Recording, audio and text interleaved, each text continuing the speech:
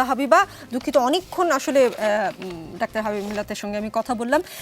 বর্তমান সরকারের বিরুদ্ধে দুর্নীতি নিয়ে আপনারা নানা অভিযোগ তোলেন। গতকাল সংসদে দুর্নীতি নিয়ে সরকার দলের অনেক সংসদ সদস্য বেশ সরব হয়েছে, তাদের অনেকের কথা আপনাদের কথার সাথে কিছুটা মিলেও গেছে।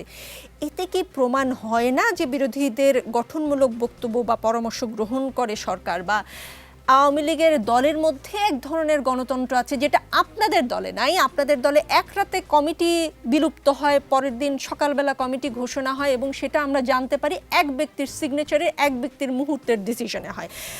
তার মানে গণতন্ত্র কি আছে? মাহমুদা হাবিবা, দলের আমি দুইটা মানে একটা মিনিট সময় আমি মিল্লাত ভাইয়ের যে বিষয়টা কথা বলছেন দুর্নীতি নিয়ে, আমি সেখানে আসি। আজকে কালবেলাতে একটা লেখা আছে প্রখ্যাত সাংবাদিক ইশতিয়াক রেজার, ওখানে উন্নয়ন এগিয়ে না দুর্নীতি এগিয়ে একটা চমৎকার আর্টিকেল উনি লিখেছেন। টোটাল আর্টিকেল নিয়ে আমার বলার কিছু নেই, আমি জাস্ট ওখান থেকে সামান্য একটু পার্ট আপনাকে বলছি। আমাদের মোট জিডিপির 2 থেকে 2.5% যাই ঘুষ, এই যে সেবা সংস্থাগুলো, যেই সংস্থাগুলো ওনারা অস্বীকার করছেন, যে সংস্থাগুলো আসলে তাদেরকে পাওয়ারে টিকিয়ে রেখেছে বলেই ফুলে ফেপে এই জায়গাটায় এসেছে, সেইখানে জিডিপির 2 থেকে 2.5% ওখানে পরিমাণ অর্থ ওখানে হয়, এবং 3% যায় মেগা প্রজেক্টের যে কাঠমানি বা সেইখানে, টোটাল 5%। এবার নিকল আপনার ইনফরমেশনের জন্য বলি, 18 কোটি লোকের দেশে আমাদের স্বাস্থ্যসেবার জন্য জিডিপির 1%-এর নিচে অর্থ বরাদ্দ, এবং সে আমাদের শিক্ষা খাতে 1.64, উইচ ইজ দুইটা মিলে 2.64, আর আপনি দুর্নীতি করছেন 5.5। এটা হচ্ছে ইশতিয়াক রেজা একজন প্রখ্যাত সাংবাদিক, এবং ধরে নেওয়া হয় যে তিনি খুব রেয়ারলি সমালোচনা করেন, কিন্তু উনি আজকে চমৎকার একটা আর্টিকেল লিখেছেন।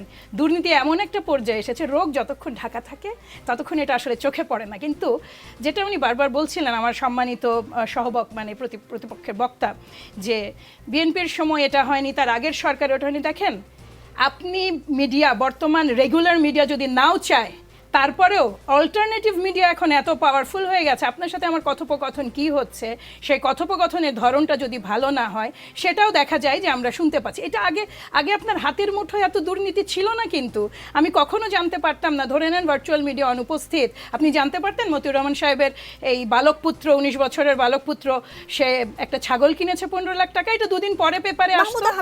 না, আমি জাস্ট আপনাকে একটা কথা এখানে না বললেই হচ্ছে না। আপনি ভার্চুয়াল মিডিয়া শক্তিশালী বলে, আমি বলছি যে এত একটু শুনেন আমার কথাটা, তাহলে বিষয়টা বুঝবেন যে ভার্চুয়াল মিডিয়া শক্তিশালী বলে দুর্নীতির খবর খুব পাচ্ছি আমরা, গণমাধ্যমে প্রকাশ হচ্ছে, কুইক আসছে, সেই কারণে হয়তো সরকার কিছু স্টেপ নিতে পারছে।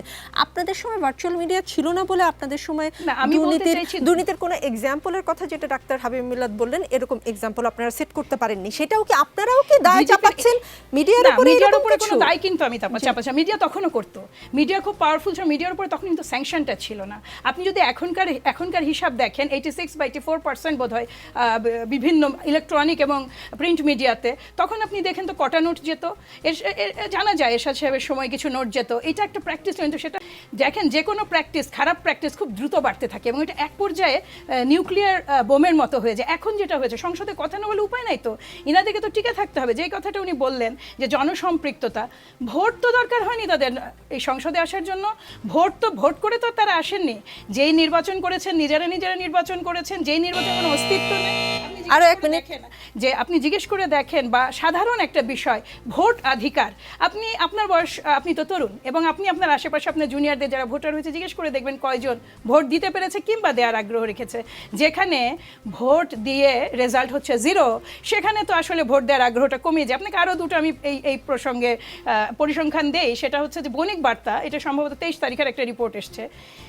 সরকারি কর্মকর্তা এবং ইনাদের গৃহিণীদের, মা বোনদের 86% মতো তাদের ব্যাংক অ্যাকাউন্টের প্রবৃদ্ধি ঘটেছে, মানে স্বাস্থ্য ভালো হয়েছে আর কি।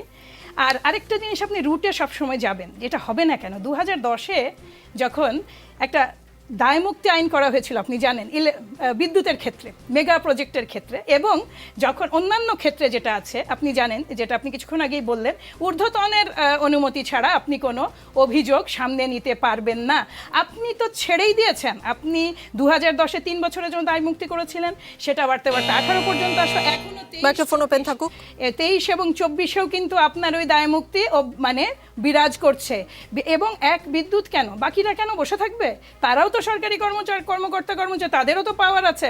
কাজে খালি এক গ্রুপই টাকা বানিয়ে চলে যাবে এই গল্পে তো আর কেউ আসছে না। ন্যাচারালি ঊর্ধ্বতনতার কখনো পারমিশন দেয় না তার বিরুদ্ধে কোনো। আপনি 1000 লোকের ফাইল বলছেন, এই ফাইলের সংখ্যা 18 থেকে 5 বছর হয়েছে, তো এই ফাইলের সংখ্যা এখন হবে 5000 বা তারও বেশি, কিন্তু সেই ফাইল কোনোদিনই দিনের মুখ দেখবে না। দিনের মুখ দেখবে কাদেরটা?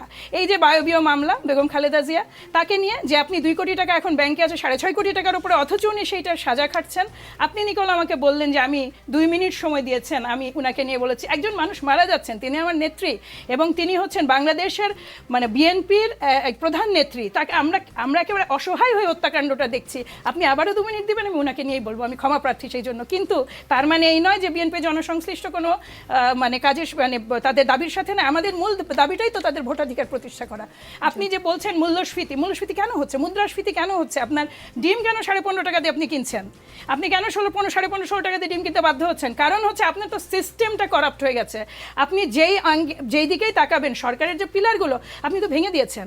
কাজে এই পিলারগুলো থেকে কাজ বের করতে হলে প্রথম দরকার আপনার আপনাকে রিজেক্ট করতে পারতে হবে যে হ্যাঁ আপনি ভোট দেন এবং আপনি আপনার নেতা বেছে নেন। ওনাদেরকে বেছে নেন না, সমস্যা নেই তো।